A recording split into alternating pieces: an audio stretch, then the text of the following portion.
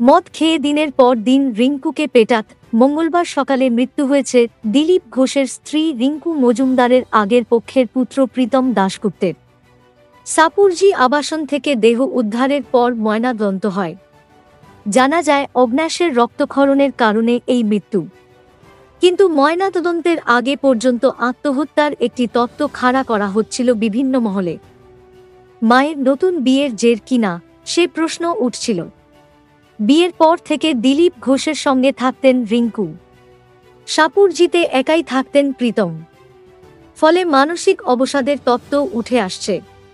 গোটা ঘটনার প্রেক্ষিতে বর্তমানে আঙুল উঠছে রিঙ্কুর দিকে।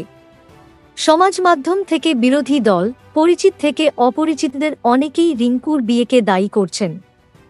রিঙ্কুর উপর অত্যাচার করত রাজা 25 বছরের এক যুবকের মৃত্যু নিঃসন্দেহে মর্মান্তিক, কিন্তু ছেলেকে বড় করার জন্য গত 25 বছর ধরেই নানা ঘাত প্রতিঘাতের শিকার হতে হয়েছে মা রিঙ্কুকে।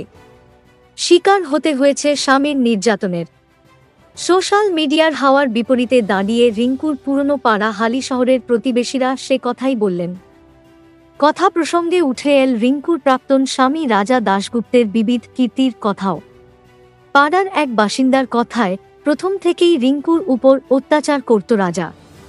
মাঝে মাঝেই সহ্যের সীমা পার করে যেত সেসব। শুধু তাই নয়, আরেক প্রতিবেশীর কথায় রিঙ্কুর বিয়ে নিয়ে আজ অনেক কথা হচ্ছে।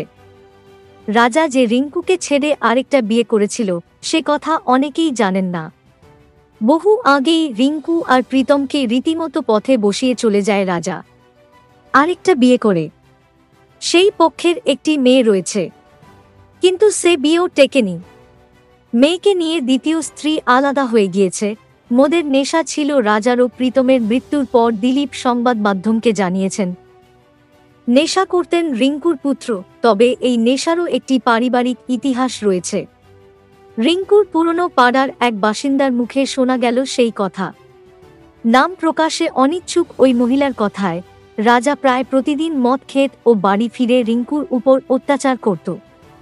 এলাকার সবাই সে কথা জানে, তবে ময়নাতদন্তের রিপোর্ট মোতাবেক উচ্চ রক্তচাপের সমস্যা ছিল প্রীতমের, যার জেরে হৃৎপিণ্ড লিভার বড় হয়ে গিয়েছিল। নাম প্রকাশে অনিচ্ছুক ওই প্রতিবেশীর আক্ষেপ, রাজার দুর্ব্যবহার ও অসভ্য